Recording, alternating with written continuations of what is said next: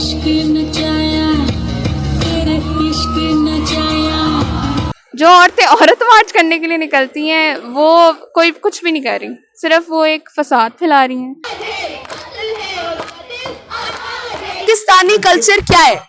क्या है ये कल्चर जिसके खिलाफ आपको लगता है मतलब आपकी मैं सिर्फ बात नहीं करी कि लोगों को जो लगता है कि ये खिलाफ बात हो रही है, क्या गलत बात हो रही है? मेरा जिस्म मेरी मर्जी, ये जितने भी स्लोगन्स हैं ये दिस इज ऑल बुलशिट और मैं इसके अगेंस्ट टोटली हूँ।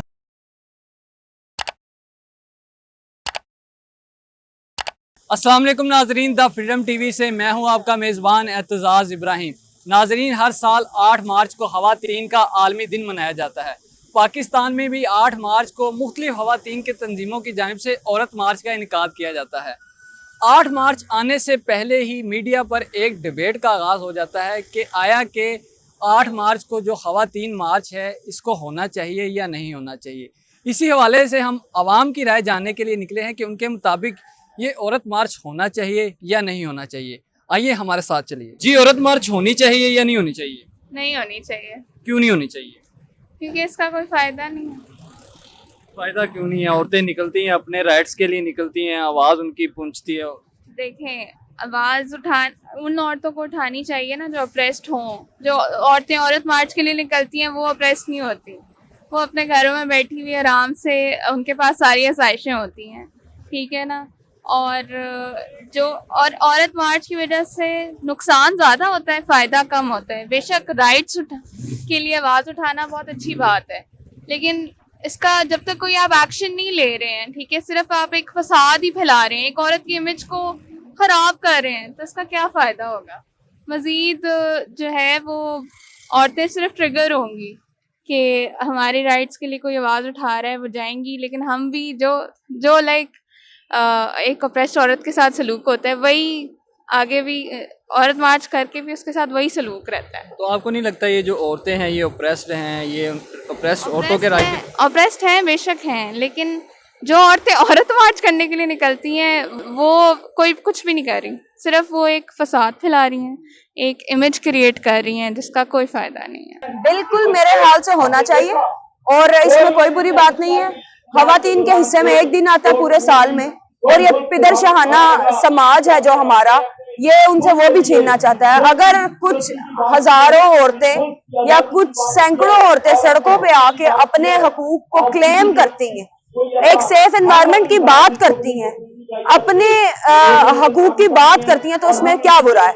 अगर वो घरों में, अब तो ऐसी भी खबरें आती हैं कि आप पढ़ रहे होते हैं कि चचा ने रेप कर दिया, मामू ने रेप कर दिया, तो ना तो घर महफूज है ना सड़कें महफूज है। तो अगर औरतें एक दिन बाहर निकल के अपने हुकूक की बात करती हैं, इस मुल्क के मर्दों को बताती हैं कि हमें आइन भी हक देता है, हमारा मजहब भी हक देता है, तो इसमें बुरा क्या है? हजरत खदीजा ने ट्रेड की, हजरत आयशा ने जंगें लड़ी, हजरत बीबी ज़ैनब ने खुतबे दिए, तो औरतों पे इन्होंने कौन सा इस्लाम पढ़ा है जिसको ये ले आते हैं औरत मार्च के साथ, ये एसोसिएट करते हैं और कहते हैं कि औरतें ये नहीं कर सकती, ये नहीं कर सकती। औरतें सब कर सकती हैं। अगर ऐसा होता तो बीबी खदीजा किसी भी सूरत ट्रेड ना करती, आप सल्लल्लाहु अलैहि वसल्लम उन्हें रोकते। औरत मार्च होनी चाहिए या नहीं होनी चाहिए? औरत मार्च बिल्कुल नहीं होनी चाहिए। क्यों नहीं होनी चाहिए? ये औरतों का काम नहीं है। बाहर निकलते हैं, फहाशी होती है, वुमेन राइट्स, मेरा जिस्म मेरा कपड़ा मेरी मर्जी, व्हाट इज दिस? अगर ऐसी बात है तो फिर यूरोप बोल दें, इस्लाम छोड़ दें, हर चीज़ को कट ऑफ कर दें, फिर मेरा जिस्म मेरी मर्जी बात समझ आती है। इस्लामिक स्टेट के अंदर रह के मेरा जिस्म मेरी मर्जी कोई कॉन्सेप्ट नहीं है।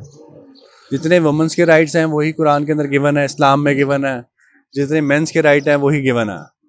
और द अदर हैंड देखा जाए तो एक मर्द 2 औरतों के बराबर है, तो औरत और मर्द कभी भी बराबर नहीं हो सकते।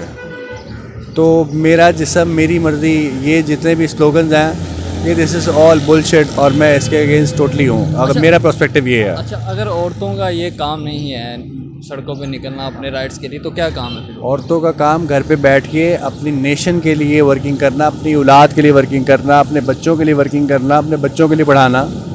क्योंकि मर्द किसी स्टेट में जब घर से बाहर निकलता है तो वो वॉर के लिए निकलता है, औरत नेशन के लिए निकलती है।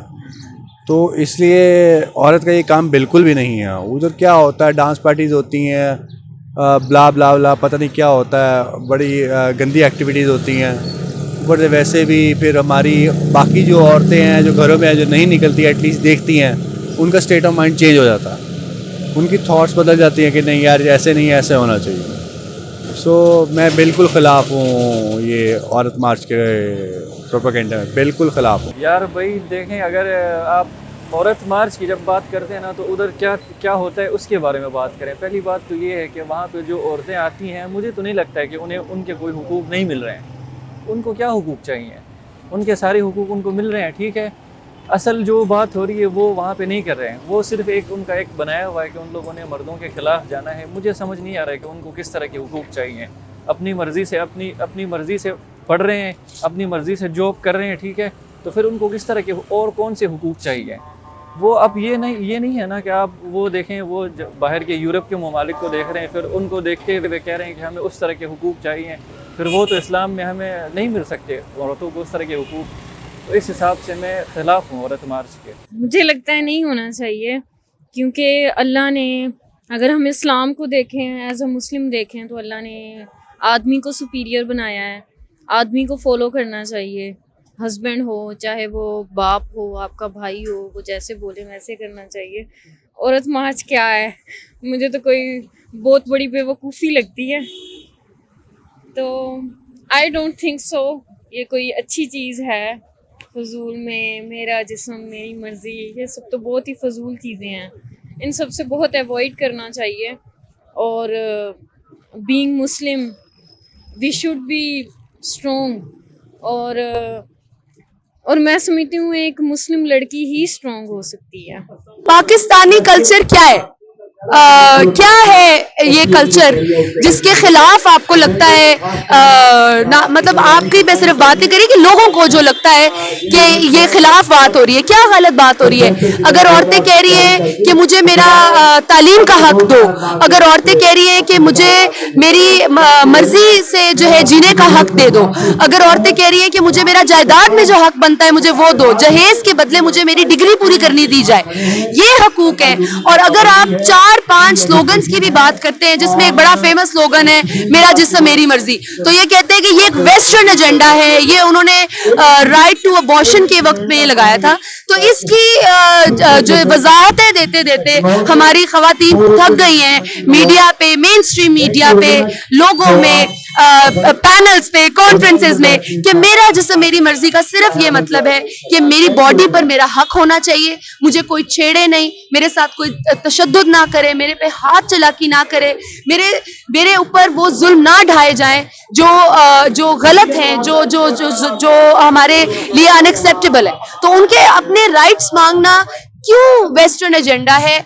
और अगर वो अपने राइट्स मांग रही हैं, और उन्होंने हमारी यहाँ पे सिर्फ वेस्ट की आप बात करें तो हमारी यहाँ खवातीन पाकिस्तान के बनने से लेकर आज तक अपना रोल अदा करती आई हैं। हमारी जिनको मादरे मिल्लत कहा जाता है, फातिमा जिन्ना, वो अपने भाई के साथ शाना बशाना खड़े होकर उन्होंने पाकिस्तान के लिए जद्दोजहद की थी, तो बाद में उनको भी गद्दार कह दिया गया था। तो आई थिंक कि अपने नैरेटिव्स बिल्ड करने के लिए किसी के ऊपर भी कोई भी इल्जाम लग जाता है। औरत मार्च कोई ऐसा एजेंडा नहीं है, कोई ऐसा वेस्टर्न एजेंडा नहीं है,